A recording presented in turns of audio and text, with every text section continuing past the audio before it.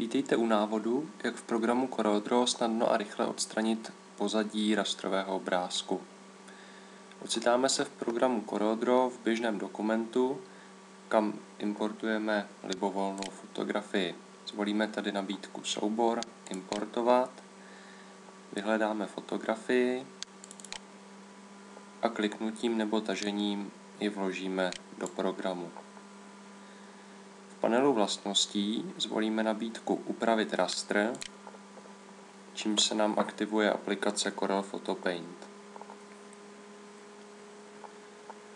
Okno maximalizujeme pro lepší orientaci a v horní nabídce zvolíme Obrázek, výřez.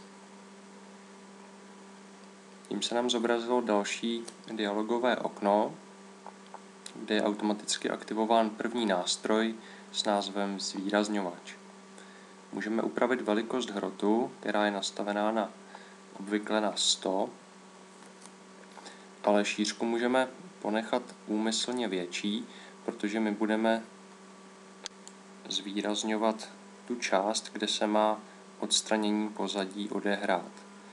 Zhruba polovinou bychom tedy měli být uvnitř obrázku, uvnitř objektu, který má zůstat, a polovinou bychom měli zasahovat do pozadí, které má být odstraněno. Takhle velmi rychle a snadno vykreslíme zmíněnou oblast. Pokud jsme hotovi, přepneme se na druhý nástroj, který se nazývá Vnitřní výplň, a tím klepneme do části obrázku, která má zůstat bez jakékoliv změny. Dále vpravo dole zvolíme Náhled a šachovnicová část bude průhledná. Pokud je výsledek perfektní a jsme spokojeni, můžeme zvolit rovnou OK. Pokud ale ne, jako můžeme vidět zde, tak zvolíme jeden z těchto dvou nástrojů. Pokud chceme přidat něco, co bylo odstraněno, zvolíme plus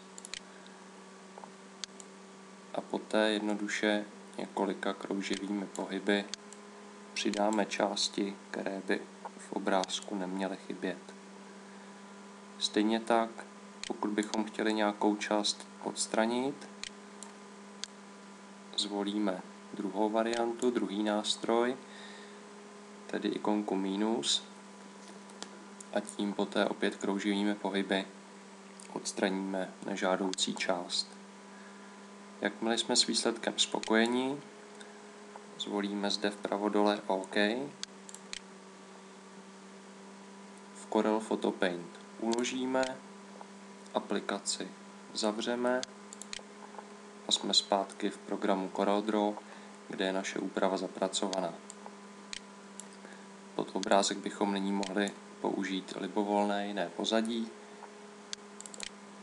například takovýto šedivý obdélník. Doufám, že tuto úpravu využijete také v praxi a děkuji za pozornost.